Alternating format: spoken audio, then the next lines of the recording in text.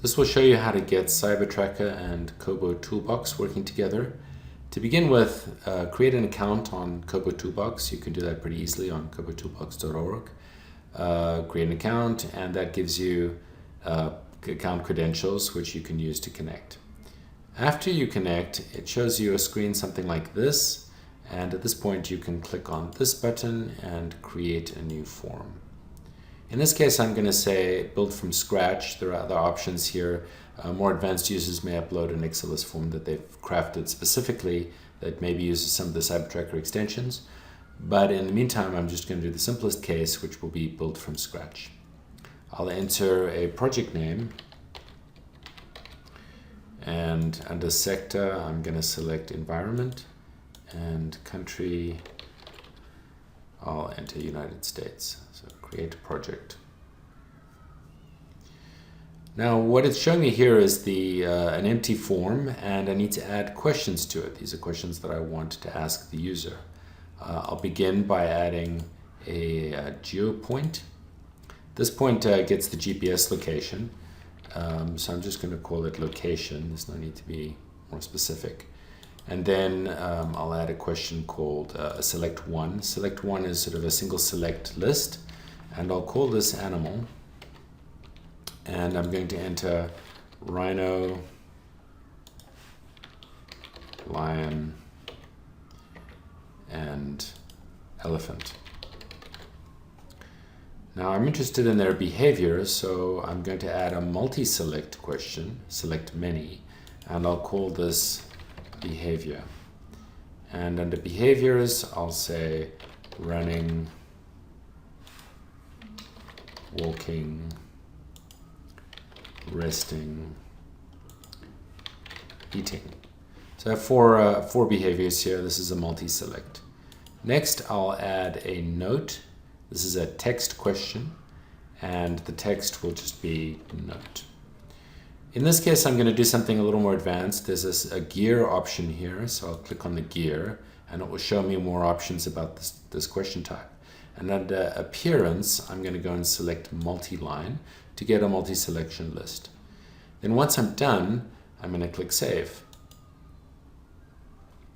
So the form's been saved now. It's all ready to go. I'm going to close here, but it hasn't been deployed yet. So it must be deployed before it will show up and be available for CyberTracker. So I'll click deploy, and then I'm ready to go over to CyberTracker.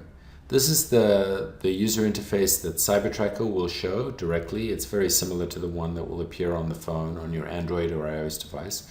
And under the Connect tab, I'm going to click KoboToolbox. I'll select the global server because that's the server I use to create my account, but you might also select the humanitarian server or your own custom server. I'll click login, and it'll show me the forms that are available. I only have one, so it's tutorial. I'll check it and select yes.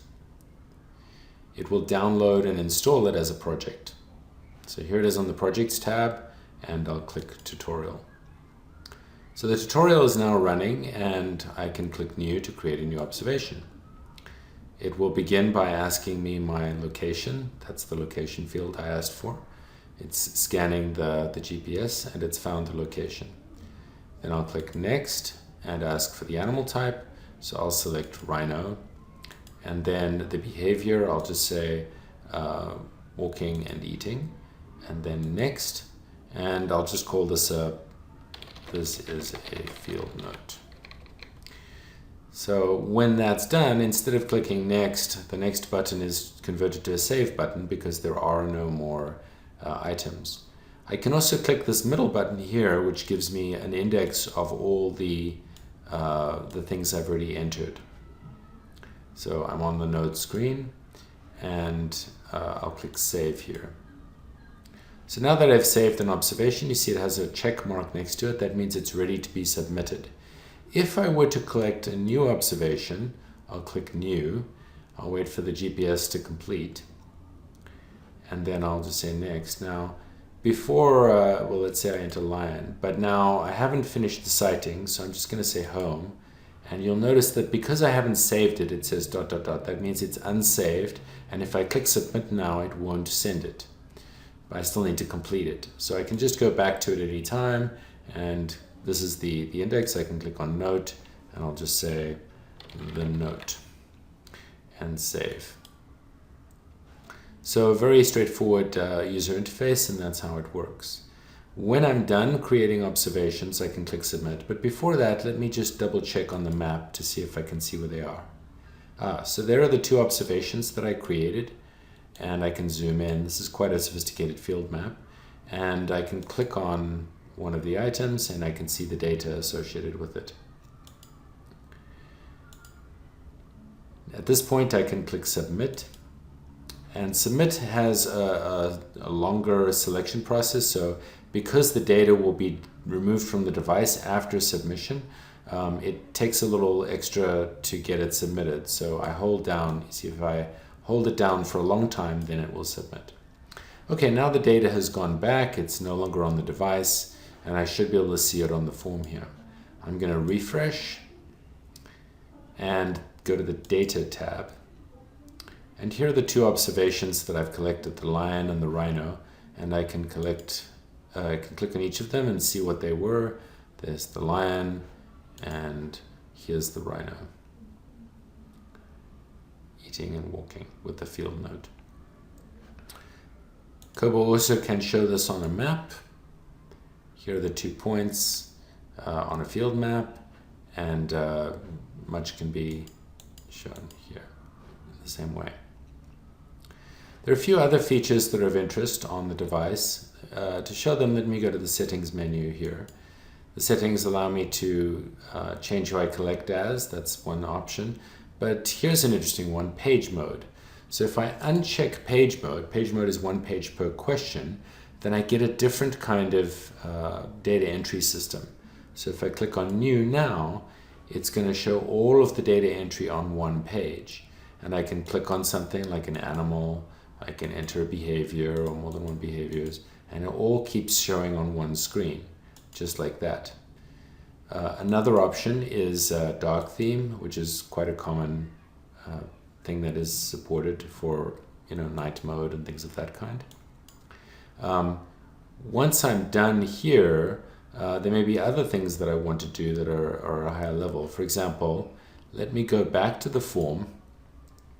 I'm going to edit it again, and I want to add a new animal. In this case, I'm going to add a giraffe.